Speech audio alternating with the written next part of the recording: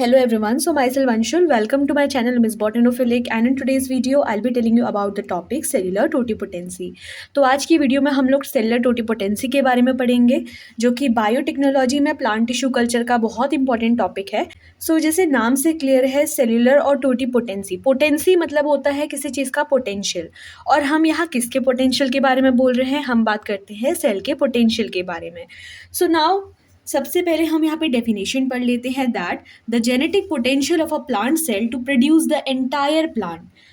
तो cellular totipotency को हम एक सेल का जनरल कैरेक्टरिस्टिक भी बोल सकते हैं that it's the cell characteristic in which the potential for forming all cell type in the adult organism is retain. ठीक है, एक पर्टिकुलर सेल, एक प्लांट की हमें पता है कि जो स्ट्रक्चर और बेसिक यूनिट होती है बॉडी की, चाहे वो प्लांट हो एनिमल हो, हर किसी में सेल होती है। ठीक है, सेल कंबाइन करके टिश्यू बनाती है, टिश्यूज ऑर्गन बनाते हैं, ऑर्गन ऑर्गन सिस्टम बनाते हैं, इस तरीके से हमारा एक ऑर्गेनिज्म बनता है। ये चीज़ तो आपको पता होगी।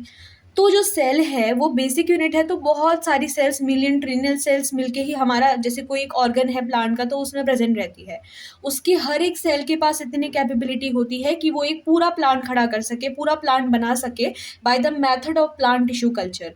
तो इस कंडीशन को हम बोलते हैं सेल्यूलर टोटिपोटेंसी। ठीक है, ये जो सेल्यूलर टोटिपोटेंसी का एक जनरल एग्जाम्पल अगर आपको बोला जाए तो वो है जाइगोट। चाहे प्लांट हो एनिमल हो, हर किसी में जब गैमेट्स का फ्यूजन होता है तो गैमेट के फ्यूजन के बाद बनता है zygote.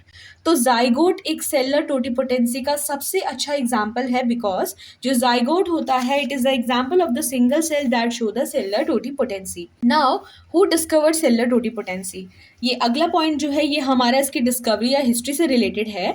So it was introduce by professor Gottlieb Haberlandt. Haberlandt ने इसको जनरली 1902 पे इसको इंट्रोड्यूस करा था। इंट्रोड्यूस मतलब इन्होंने इसको डिस्कवर नहीं किया था, जस्ट एक इंट्रोडक्शन उन्होंने दिया था, बट इसका जो एक्चुअल टर्म है ना, यानी कि जो सेलुलर टोटिपोटेंसी है, ये कॉइन किया था टी.एच. मॉर्गन ने। टी.एच. का पूरा नाम है थॉमस हंट मॉर्गन, जो कि आपने जब ड्रोसोफिला के बारे में आप जेनेटिक्स में पढ़ते हो तो तब आपने इनका नाम सुना होगा।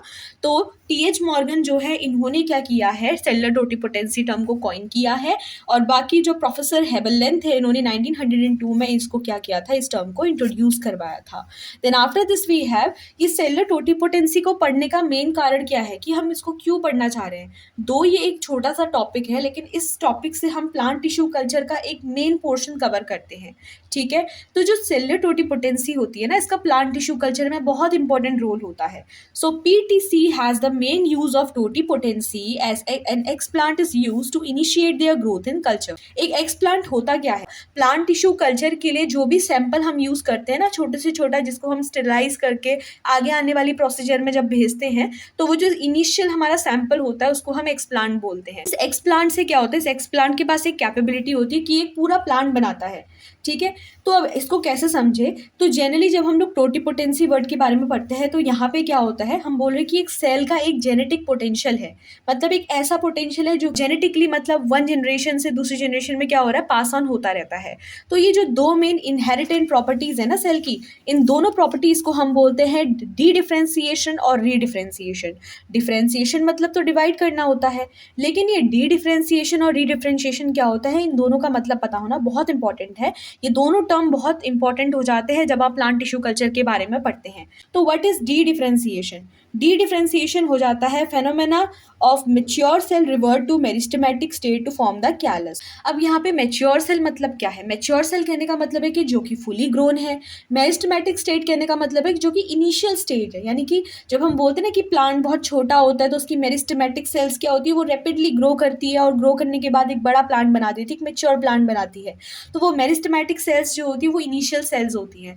तो एक ऐसा फेनोमेना जब एक मेच्योर सेल जो होता है वो रिवर्ट होकर मेरिस्टेमेटिक स्टेट पे चली जाए ताकि वो क्या बना पाए, कैलस का फॉर्मेशन कर सके। ठीक है, तो उस कंडीशन को हम बोलते हैं डी डिफ्रेंसिएशन।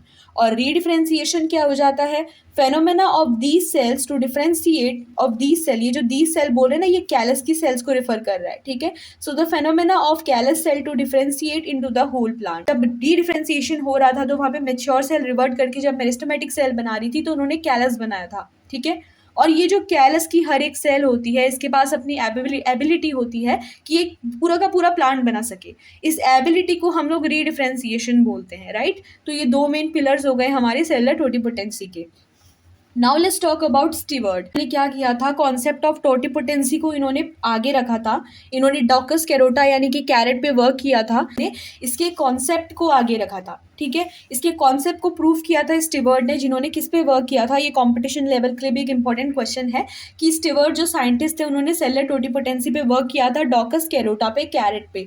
इसके लिए जब हम लोग कैलस कल्चर के बारे में पढ़ेंगे ना, तो वहाँ आपको इससे रिलेटेड मैं एक एक्सपेरिमेंट बताऊंगी। ये जो एक्सपेरिमेंट है ये जस्ट सिंपल है, प्लांट टिश्यू कल्चर की तरह। कि उन्होंने क्या किया कि कैरेट का कोई एक पार्ट लिया, एक सेल लिया, एक एक्सप्लांट उन्होंने चूज किया। उसके बाद से उन्होंने पीटीसी की प्रोसेस को फॉलो किया। ठीक है, उसको स्टेरलाइज करवाया, मीडियम में रखा, न्यूट्रिएंट मीडियम उसको प्रोवाइड करवाया।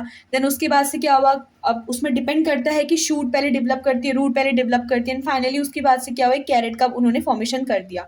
तो बीच में कैलस का बनना, कैलस का दोबारा से एक पूरे कैरेट प्लांट को राइज करना, ये पूरी प्रोसेस रीडिफरेंशिएशन और रीडिफरेंशिएशन की थी, वो स्टीवर्ड ने देखी थी डॉकस कैरोटा पे।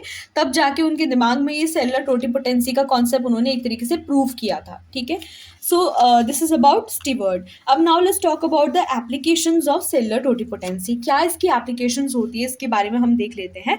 It is also important. सबसे पहले passing seed dormancy. Seed dormancy को जो पास करने की कैपेबिलिटी होती है वो भी सेलुलर टोटिपोटेंसी से आ सकती है, बिकॉज अब ये पूरी तरीके से एक जेनेटिकल इवेंट है।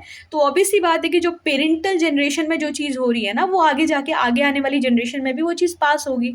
तो सीड को डॉर्मेंट कंडीशन प्रोवाइड करवाना ये एक इंपॉर्टेंट एप्लीकेशन है सेलुलर टोटिपोटेंसी का। बहुत ही फास्ट प्रोपोगेशन देखने को मिलता है, डेवलपमेंट होता है हैप्लॉइड प्लांट का, बिकॉज ये बहुत इजी कंडीशन है कि जब एक पेरेंट प्लांट्स के बिना गैमेटिक फ्यूजन से हम एक प्लांट बनाते हैं।